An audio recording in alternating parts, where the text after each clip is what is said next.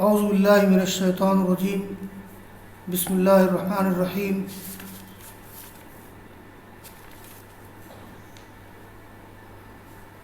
فمنہم من آمن بہ ومنہم من صد عنہ وکفی بجہنم سعیرا ان الذین کفروا بآیاتنا سوف نصلیہم نارا کلما نضجت جلودہم بدلناہم جلودا غیرہا لیذوقوا العذاب ان اللہ کان عزیزا حکیما والذین آمنوا وعملوا الصالحات سندخلهم جنات تجری من تحتها الانہار خالدین فیہا ابدا لهم فیہا ازواج مطہرہ وندخلهم ظلا ظلیلا۔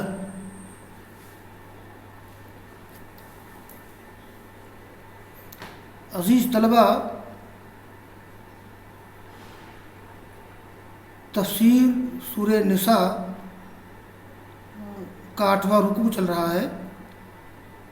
8ویں رکوع کی کچھ آیات کل پڑھی گئی تھی اور کچھ آیات آج پڑھی گئی ہیں۔ ان آیات میں جو مفردات ہیں ان کے معنی اور بعض توضیحات لکھ لو، اس کے بعد پھر آیات کا ترجمہ اور اس کی تفسیر انشاءاللہ کی جائے گی۔ فمنہم، یہ ہم کا مرجع اہل کتاب ہیں جن کا ذکر پہلے آیا ہے۔ من آمن بہ ومنہم من صد عنہ، یہ صد یصد صدودا، اعراض کرنا۔ اگر اس کا مصدر صدود آئے گا تو اس کا معنی اعراض کرنا۔ صد عنہ یصد صدودا، اعراض کرنا نہیں، اعراض کرنا رک جانا، اور صد یصد صدن روکنا۔ قرآن کریم میں یہ لفظ دونوں معنی میں استعمال ہوا ہے، یعنی متعدی بھی لازم بھی۔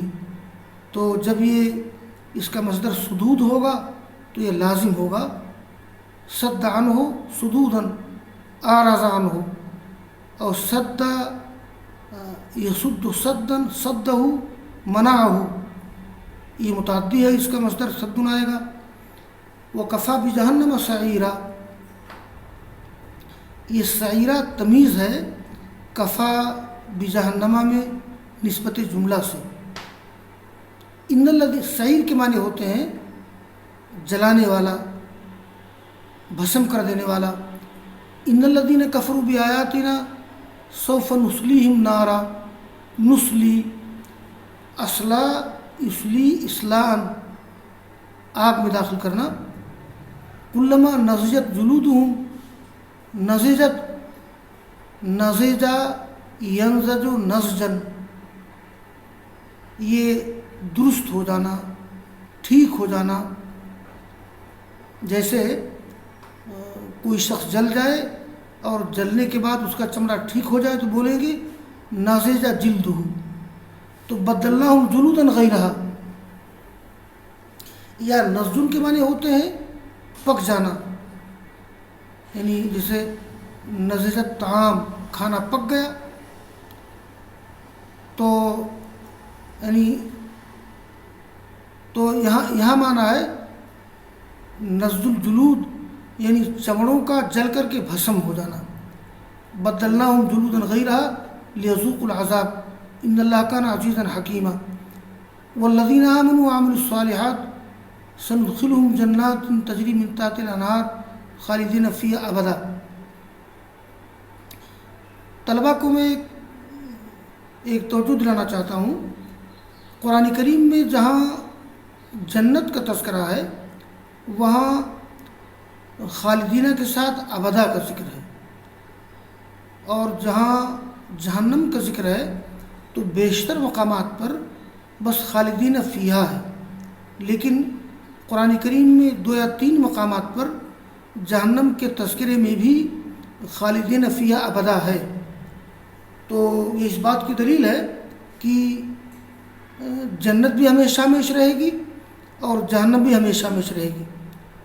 اگر جہنم کے تذکرے میں قرآن کریم میں صرف خالدین فیہا ہوتا ہر جگہ اور اس سلسلے میں احادیث نہ ہوتی تو یہ عقیدہ بن سکتا تھا کہ جہنم فنا ہو جائے گی، جنت فنا نہیں ہوگی، لیکن یہ جنت اور جہنم یہ دونوں چیزیں فنا نہیں ہوں گی، یہ ہمیشہ اس کے لیے باقی رہیں گی۔ اس سلسلے میں بعض علماء کا یہ نقطہ نظر ہے کہ جہنم فنا کر دی جائے گی۔ علامہ ابن قیم نے بھی بعض حدیث کا ذکر کیا ہے جہنم کے فنا ہونے کے بارے میں۔ علامہ سیوطی کی کتاب در منصور ہے جو انتہائی ضعیف اور موضوع روایات کا یہ معجون مرکب ہے، وہ اس میں بھی ایسی بعض روایات ہیں کہ جن سے معلوم ہوتا ہے کہ جہنم فنا ہو جائے گی۔ چنانچہ سید سلیمان ندوی رحمہ اللہ کی جو سیرت النبی ہے، سیرت النبی کی 2 جلدیں علامہ شبلی کی لکھی ہوئی ہیں اور بقیہ جلدیں سید سلیمان ندوی کی لکھی ہوئی ہیں۔ تو سید سلیمان ندوی نے بھی در منصور وغیرہ کی روایات کی روشنی میں یہ ظاہر کرنے کی کوشش کی ہے کہ جہنم فنا ہو جائے گی۔ اصل میں وہ مستشرقین کے اعتراض کے دفع کرنے کے لیے ایسا معاملہ کیا انہوں نے۔ یہ مستشرقین کا، یہودیوں کا اعتراض یہ ہے کہ ہمیشہ میں کسی کو سزا دینا یہ ظلم ہے، انصاف کے خلاف ہے، عدل کے خلاف ہے، اس لیے کہ آدمی دنیا میں محدود جرم کرتا ہے اور اس کی سزا لامحدود۔ حالانکہ یہ عقلی دلیل بہت بودی ہے، دنیا میں بھی بعض سزائیں محدود ہوتی ہیں، جیسے ایک آدمی نے قتل کیا، زنا کیا محدود وقت میں، لیکن کبھی کبھی دنیا میں بھی اس کی سزا لامحدود ہوتی ہے، یعنی مطلب یہ ہے کہ وہ زندگی بھر وہ جیل میں رہے گا۔ تو اگر جرم بہت بڑا ہو تو بڑے جرم کی سزا لامحدود دی جا سکتی ہے۔ خیر، میں عرض کر رہا تھا کہ جہنم بھی باقی رہے گی اور جنت بھی باقی رہے گی۔ اس سلسلے میں شاید میں نے طلبہ کو کبھی علامہ سیوطی کے ایک شعر ذکر کیا تھا۔ علامہ سیوطی کی کتاب ہے الفیۃ السیوطی، اس میں انہوں نے ایک شعر ذکر کیا ہے کہ ثمانیۃ حکم البقاء یومھا۔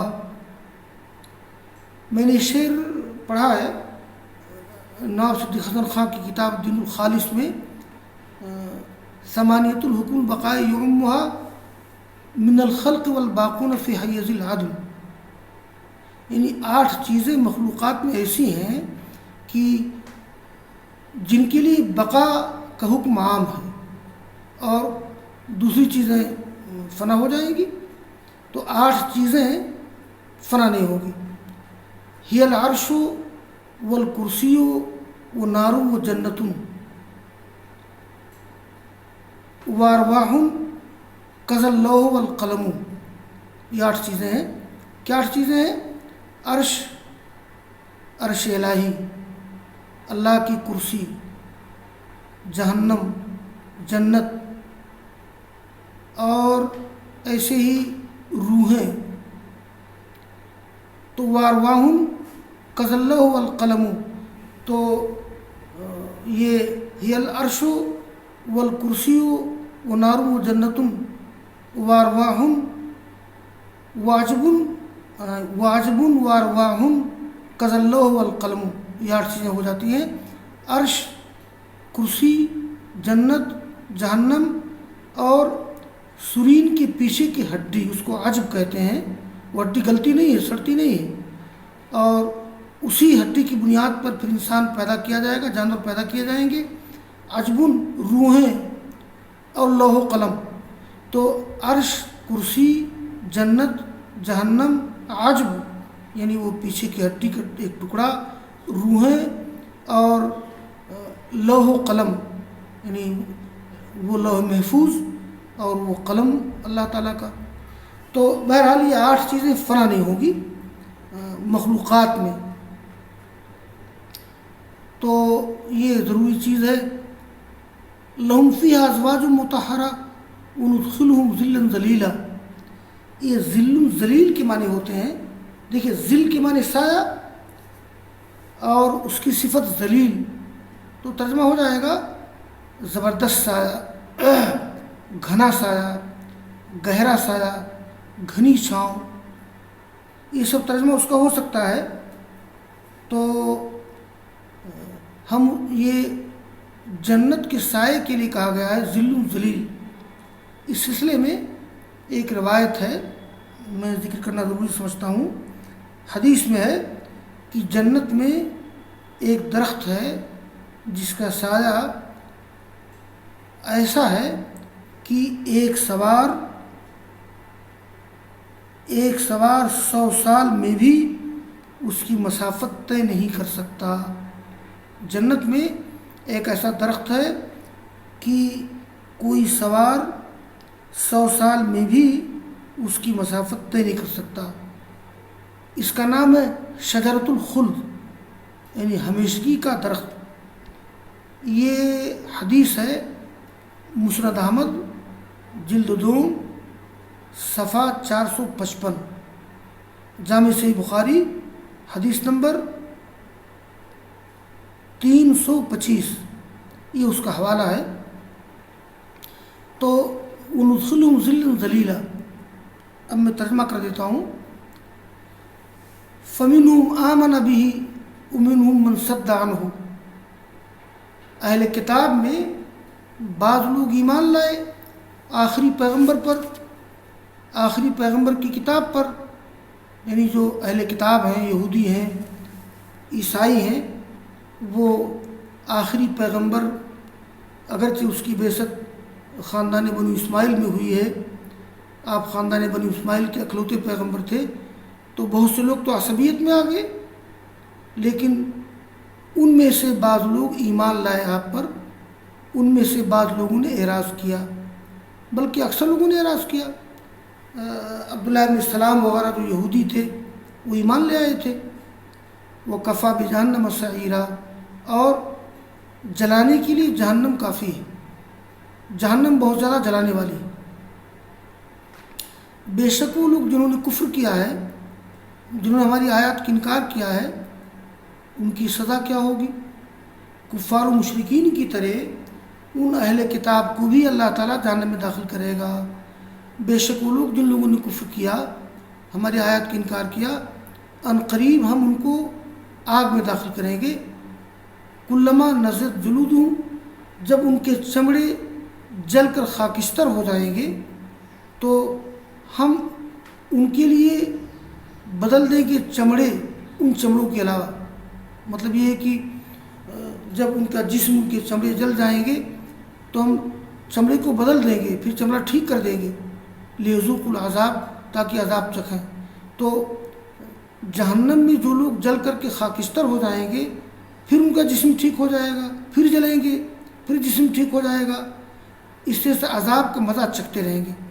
ان اللہ کان عزیزا حکیمہ، اللہ تعالیٰ غالب حکمت والا ہے. والذین آمنوا وعملوا الصالحات، وہ لوگ جن لوگوں نے، جو لوگ ایمان لائے، نیک اعمال کیے، ہم ان قریب انہیں ایسی جنتوں میں داخل کریں گے جن کے نیچے سے نہریں بہتی ہوں گی، جس میں وہ ہمیشہ ہمیشہ رہیں گے. لہم فیہا ازواج مطہرہ، اس میں ان کے لیے پاک باز بیویاں ہوں گی. مطہرہ عادات و اخلاق کے اعتبار سے پاک باز، حیض و نفاس کے اعتبار سے پاک باز. جنت میں جو عورتیں ہوں گی، دیکھیے جنت میں جو عورتیں انسانوں کو ملے گی تو دنیا کی عورتیں بھی ملیں گی. اگر دنیا کی عورت نیک ہے، وہ نیک عورت اس کو جنت میں مل جائے گی، اور اگر کافر ہے، مشرک ہے، بری ہے تو نہیں مل پائے گی. اور جنت کی حوریں بھی ملیں گی.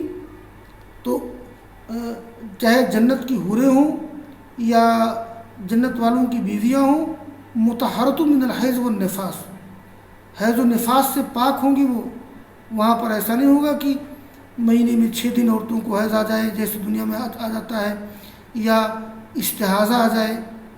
یہ حیض کا خون جو ہے وہ کالا، یہ گاڑھا سیاہی مائل ہوتا ہے، اور وہ صحت مندی کا خون ہے. اور استحاضہ کا خون پتلا زردی مائل ہوتا ہے، وہ بیماری کا خون ہے۔ تو جنت کی عورتوں کو نہ حیض آئے گا، نہ نفاس کا خون آئے گا، نہ ولادت وہاں ہوگی، نہ نفاس کا معاملہ ہوگا۔ لہم فیہا ازواج مطہرہ، پاک ہوں گی نفاس و حیض سے، اور ان کو ہم داخل کریں گے گھنے سائے میں، گھنی چھاؤں میں، آرام دینے والے سائے میں، وہی جس سائے کا میں نے ذکر کیا ہے۔ یعنی جنت میں جو سایہ ہوگا درختوں کا، دنیا میں اے سی سے کہیں زیادہ راحت بخش اور لطف اندوز ہوگا۔ تو بہرحال یہ جنت میں جنت والوں کو بیویاں ملیں گی، روحیں ملیں گی۔ غالب جیسے بدمست شاعر نے وہ بڑا مذاق اڑایا ہے جنت کی بیویوں کا اور حوروں کا، اس لیے کہ صحیح عقیدے کے مطابق حوریں پیدا کر دی گئی ہیں۔ تو غالب نے کہا ہے نا، ایسی جنت کو کیا کرے غالب جن میں لاکھوں برس کی حوریں ہوں۔ کہیں اس نے کہہ دیا ہے کہ یہ دل کے بہلانے کو غالب خیال اچھا ہے، یہ یعنی جو یہ مولوی حضرات ذکر کرتے ہیں جنت کا، حوروں کا، تو ہم کو معلوم ہے جنت کی حقیقت غالب دل کے بہلانے کو غالب خیال اچھا ہے۔ کہیں کہہ دیا کہ ایسی جنت کو کیا کرے غالب جس میں لاکھوں برس کی حوریں ہوں۔ طنز کیا ہے اس نے کہ جب حوریں اتنے زمانے سے موجود ہیں تو کافی بوڑھی ہو چکی ہوں گی، الیاذ باللہ۔ تو بہرحال آج کا درس یہیں پر موقوف کرتے ہیں، اور کل انشاءاللہ 8ویں رکوع کا اختتام ہو جائے گا۔ وآخر دعوانا ان الحمدللہ رب العالمین۔